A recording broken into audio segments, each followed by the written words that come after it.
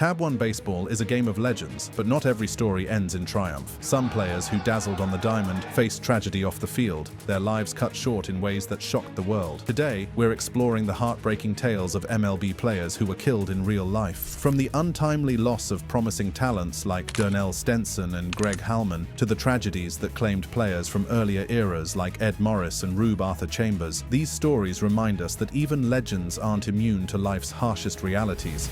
Joseé Castillo, murdered in car crash. On December 6, 2018, the baseball world mourned the tragic loss of Joseé Castillo, a former MLB infielder known for his versatility and love for the game. Castillo's life ended abruptly in a horrifying car accident in his native Venezuela. He and former teammate Luis Valbuena were traveling together when their vehicle struck a rock deliberately placed in the road by highway robbers. The crash killed Castillo instantly, leaving his family, friends, and fans heartbroken. Castillo was a reliable player during his time in the MLB, spending 4 seasons with teams like the Pittsburgh Pirates, San Francisco Giants, and Houston Astros. Known for his powerful hitting and ability to play multiple infield positions, he earned respect not only for his skills, but also for his cheerful personality and leadership on and off the field. After leaving the MLB, Castillo returned to Venezuela, continuing to play in the Venezuelan Winter League, where he became a beloved figure. His death shocked the baseball community, as it served as a grim reminder of the dangers faced by athletes in certain parts of the world. Tributes poured in from former teammates and fans, highlighting his contributions to the game and his role as an ambassador of Venezuelan baseball. The loss of Joseé Castillo left a void in the hearts of those who knew him, and his legacy remains a symbol of resilience and passion for the sport. The tragedy, however, did not end there. Another passenger in the car shared Castillo's fate, creating an even darker shadow over this heartbreaking event. Luis Valbuena, murdered in car crash.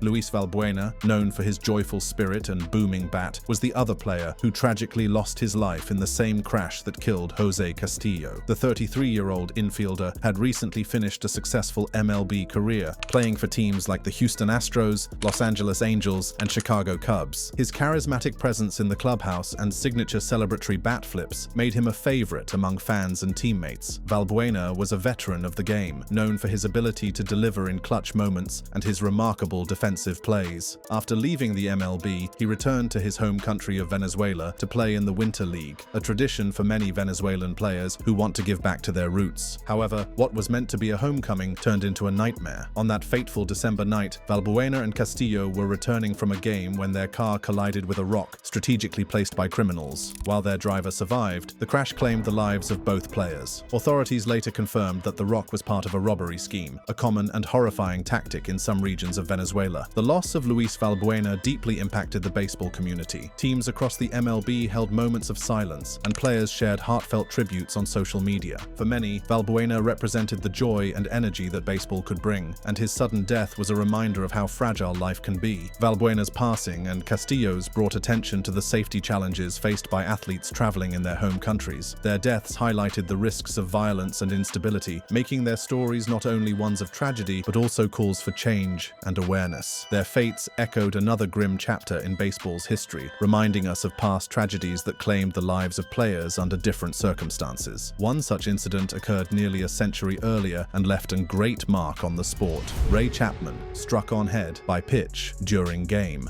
In what remains one of the most infamous tragedies in baseball history, Ray Chapman became the only player in MLB history to die from an injury sustained during a game. On August 16, 1920, the Cleveland Indians shortstop stepped into the batter's box during a matchup against the New York Yankees. Carl Mays, a submarine-style pitcher known for his aggressive throws, delivered a pitch that struck Chapman in the head. Without helmets, a standard protective gear that would not be introduced for decades, Chapman collapsed instantly. Although he was rushed to a nearby hospital, the damage was too severe, and he passed away the following morning. Chapman's death sent shockwaves through the baseball world, prompting immediate changes to the sport. One of the key reforms was banning the use of scuffed or dirty balls, which had made it difficult for batters to see pitches clearly. This tragedy also contributed to the eventual adoption of batting helmets, though it would take more years for them to become mandatory. Chapman was more than just a victim of circumstance. He was a talented player, celebrated for his defensive prowess and leadership. His passing became a rallying point for the Cleveland Indians, who won the World Series that year, dedicating their victory to their fallen teammate. Chapman's story is a haunting reminder of the risks in the game. Decades earlier, however, another player suffered a similar fate, though his name often remains overshadowed by Chapman's tragedy.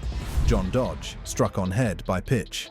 4 years before Ray Chapman's fatal accident, John Dodge, a minor league infielder who had brief stints in the majors, met a similarly tragic end. During a game in 1916, Dodge was struck on the head by a pitch, an injury that proved fatal. In an era without helmets or modern medical interventions, such accidents were not uncommon, but Dodge's death served as an early warning about the dangers players faced on the field. Unlike Chapman, Dodge's career was not marked by widespread fame, but he was respected for his dedication to the sport and his determination to make it in professional baseball. Dodge's passing didn't prompt immediate changes to the game, but it showed the need for safety reforms that would eventually become a reality. The loss of John Dodge was a great blow to baseball, but he was not the only great player that has been lost to the cold hands of violence.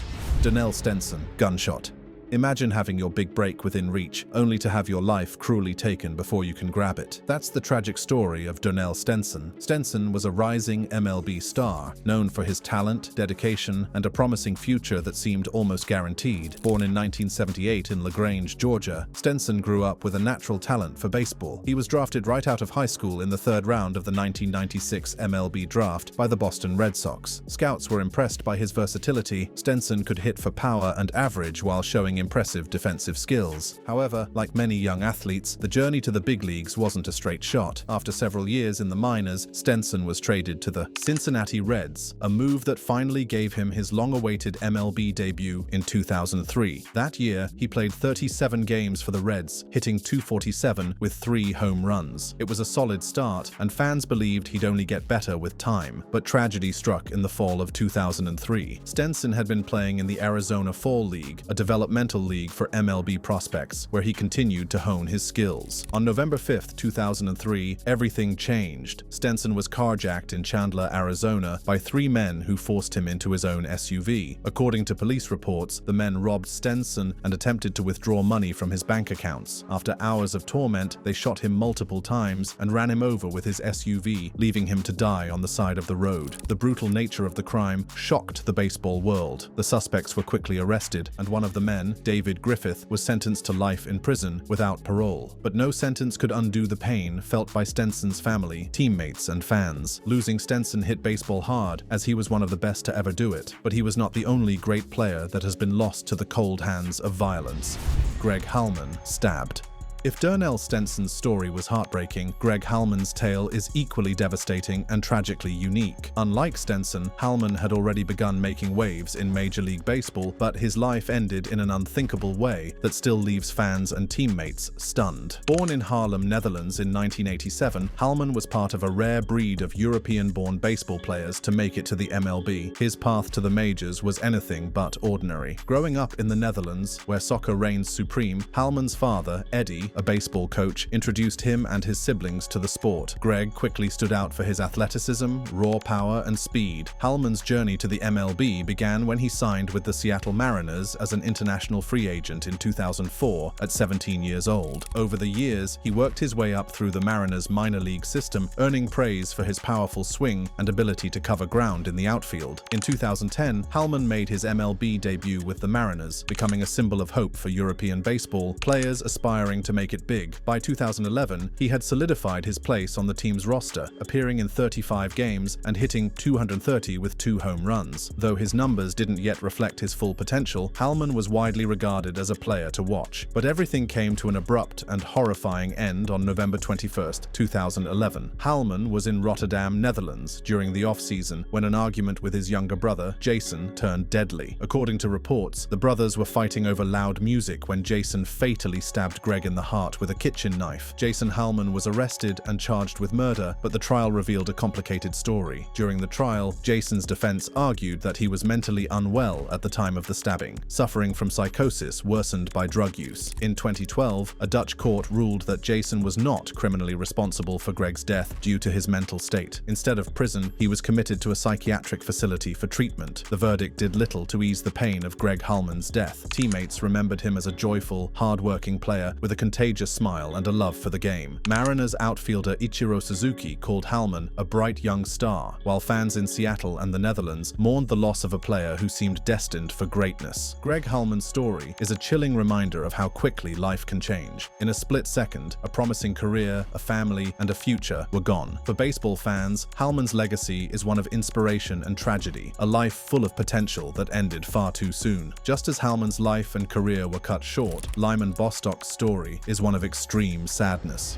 Lyman Bostock, gunshot. Just like Halman, Lyman Bostock wasn't just a great baseball player, he was an even better person. Known for his generosity and unwavering integrity, Bostock's death remains one of the most senseless tragedies in MLB history. Born on November 22, 1950, in Birmingham, Alabama, Bostock grew up in Gary, Indiana. Despite his family's financial struggles, he worked hard to pursue his dream of playing professional baseball. He attended California State University, Northridge, where his talent on the field quickly became evident. In 1972, the Minnesota Twins selected him in the 26th round of the MLB draft, and his journey to the big leagues began. Bostock made his MLB debut in 1975 and quickly established himself as one of the league's most consistent hitters. In 1977, he signed with the California Angels as a free agent, becoming one of the highest-paid players in the league. However, Bostock wasn't motivated by money. In fact, when he had a poor start to the season, he tried to return his salary, feeling he hadn't earned it. But just as Bostock was hitting his stride, tragedy struck. On September 23, 1978, after a game against the Chicago White Sox, Bostock visited family in Gary, Indiana. He was in a car with his uncle and a woman named Barbara Smith, a friend of the family, when Smith's estranged husband, Leonard Smith, approached the vehicle. In a jealous rage, Leonard fired a shotgun into the car, striking Bostock in the head. The 27-year-old outfielder died instantly. Leonard Smith was later tried for the murder, but was found not guilty by reason of insanity and served just 7 months in a mental health facility. Another major league player who lost his life to the brutality of gun violence is Miguel Fuentes.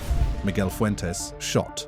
Fuentes' MLB career was tragically brief, but his story is no less impactful. As a young pitcher with immense potential, Fuentes had just begun his journey when his life was cut short. Born on May 10, 1946, in Loíza, Puerto Rico, Fuentes grew up loving baseball. He was signed by the Seattle Pilots, now the Milwaukee Brewers, in 1969, just in time for the team's inaugural season. Fuentes quickly made a name for himself in the minors with his powerful arm and fearless attitude on the mound. In September 1969, Fuentes was called up to the majors, becoming one of the first Puerto Rican players to wear a Seattle Pilots uniform. He appeared in 8 games, starting 4 of them, and posted a respectable 2-3 record with a 5.19 ERA. While his stats might not seem remarkable, Fuentes showed flashes of brilliance that hinted at a bright future. But on January 29, 1970, tragedy struck. Fuentes was back in Puerto Rico during the off-season when he was involved in a bar altercation in Loíza. According to reports, the argument escalated, and Fuentes was shot and killed. He was just 23 years old. Miguel Fuentes' life was tragically cut short by violence, just as his career was about to blow up. If Fuentes' story is sad, Howie's is equally devastating. Howie Fox, stabbed. Howie Fox was more than just a skilled pitcher. He was a beloved teammate and a promising talent who never got the chance to reach his full potential. Born on March 1, 1921, in Coburg, Oregon, Fox grew up with a passion for baseball that would eventually lead him to the big leagues. Fox's professional career began when he was signed by the Cincinnati Reds in 1944. He quickly proved himself a reliable pitcher, becoming a regular in the Reds' rotation. Standing 6 feet 3 inches tall, Fox had an imposing presence on the mound, with a fastball that kept batters on edge. For his career, Fox played for the Reds, the Philadelphia Phillies, and the Baltimore Orioles. While his record of 43-72 might not seem impressive at first glance, it's worth noting that he often played for struggling teams, making his performances even more commendable. Tragically, Fox's story took a dark turn after he retired from professional baseball. On October 9, 1955, Fox was involved in an altercation at a tavern he owned in San Antonio, Texas. The dispute escalated into violence, and Fox was stabbed to death by an angry patron. He was just 34 years old. Howie Fox's tragic death after a career filled with dedication and potential serves as a sad reminder of how violence can shatter lives far too soon, just like the life of Porter Moss that was cut too short. Porter Moss, gunshot.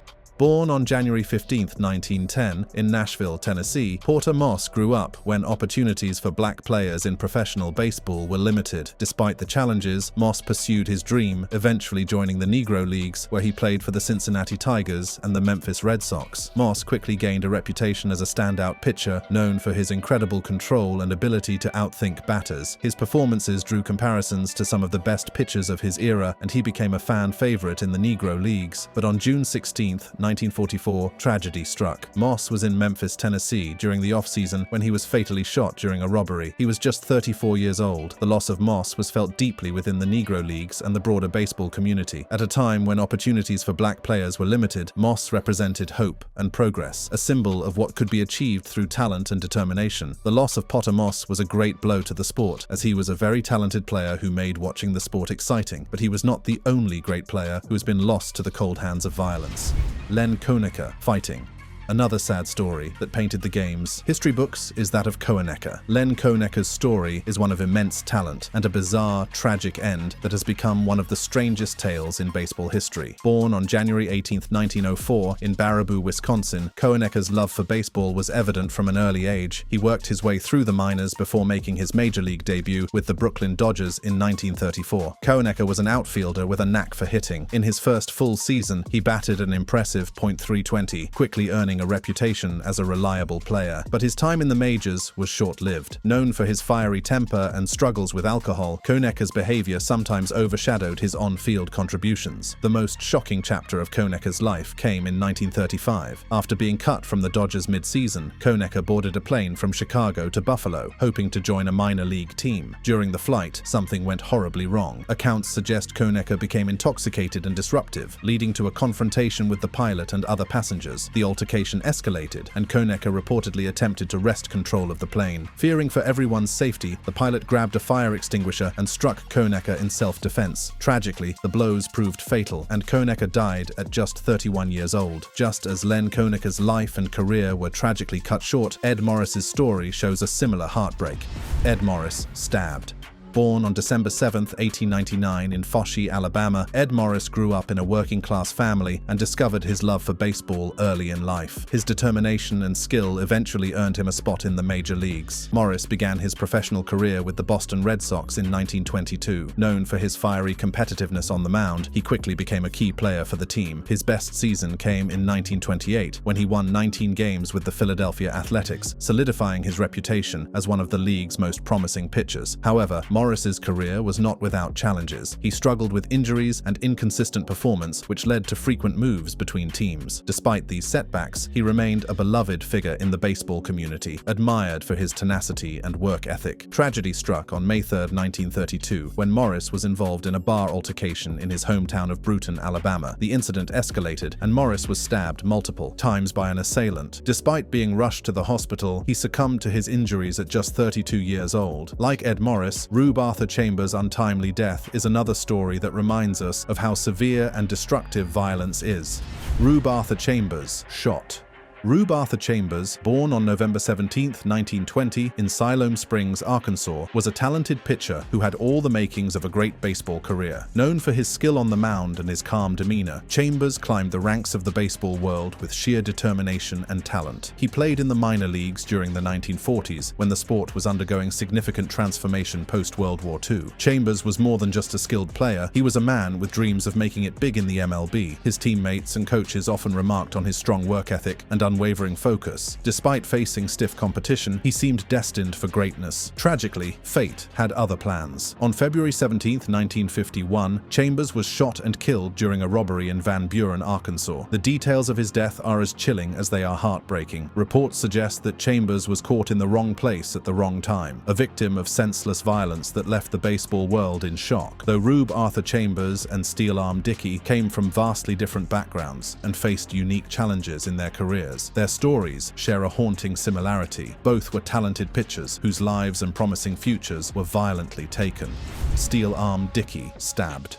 Unlike Rube Chambers, whose death caused his chances of ever becoming a household sensation to wane, Steel Arm Dickie was a name that resonated with fans of Negro League baseball, a powerful pitcher whose skill and tenacity earned him respect and admiration during a time when racial segregation barred many talented players from the major leagues. Born Richard William Dickie on April 12, 1901, in Mobile, Alabama, he grew up in an era when opportunities for African-American players were limited. Despite the challenges, Dickie's talent shone brightly. Dickie's nickname, Steel Arm, was a testament to his incredible pitching ability. His fastballs were said to be nearly unhittable, earning him a reputation as one of the most dominant pitchers in the Negro Leagues. He played for several teams throughout his career, often standing out as a leader on and off the field. Sadly, Dickie's life was marked by both triumph and tragedy. On June 3, 1944, he was stabbed to death during an altercation in Memphis, Tennessee. The circumstances surrounding his death remain murky, with reports suggesting it stemmed from a personal dispute that escalated beyond control. What is clear, however, is that the baseball world lost a true talent that day. Despite his undeniable skill, Dickie never had the chance to showcase his talent on the biggest stage. His untimely death robbed the sport of one of its brightest stars, leaving behind a legacy that is both inspiring and tragic. Just as Steel Arm Dickie's life and career were tragically cut short, George Craig's story shows a similar heartbreak, as both men were rising stars of the Negro Leagues whose potential to break barriers and achieve greatness was cruelly taken from them far too soon. George Craig shot. George Craig, though not as widely recognized as some of his peers, was a rising star in baseball during the early 20th century. Born in 1891, Craig was a pitcher known for his grit, determination, and fastball that could silence even the loudest of crowds. He played in the Negro Leagues, a sanctuary for black players who were denied entry into Major League Baseball due to segregation. Craig's career showed immense promise. He was admired for his athleticism and his ability to adapt under pressure. Fans and teammates alike saw a player destined for greatness, someone who could have become one of the league's brightest stars if allowed to play on a larger stage. However, George Craig's life was cut short in 1924 when he was shot and killed during a violent altercation. Reports suggest the incident stemmed from a disagreement that went out of control. The loss was devastating, not just for the Negro Leagues, but for the broader baseball community. For fans of the game, Craig's untimely death remains a painful what-if scenario. What if he had lived longer? What records might he have broken? What barriers might he have shattered? Unfortunately, the answers to these questions will forever remain unknown. Much like George Craig, whose promising career was tragically cut short, Pat Hines' story is another sad chapter in baseball history. Pat Hines shot.